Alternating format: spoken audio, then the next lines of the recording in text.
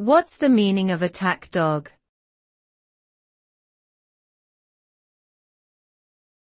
Attack dog.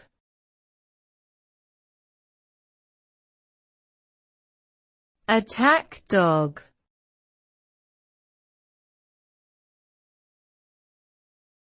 Attack dog.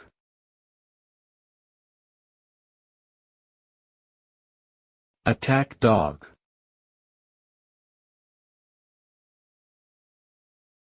Attack dog is a term commonly used to describe a dog trained to aggressively confront and attack perceived threats or opposition.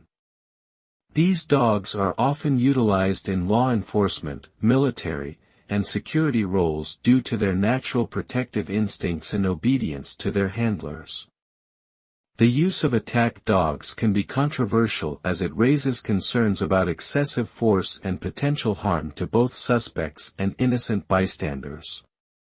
Training these dogs requires careful consideration and proper handling to ensure their aggression is directed only towards legitimate threats.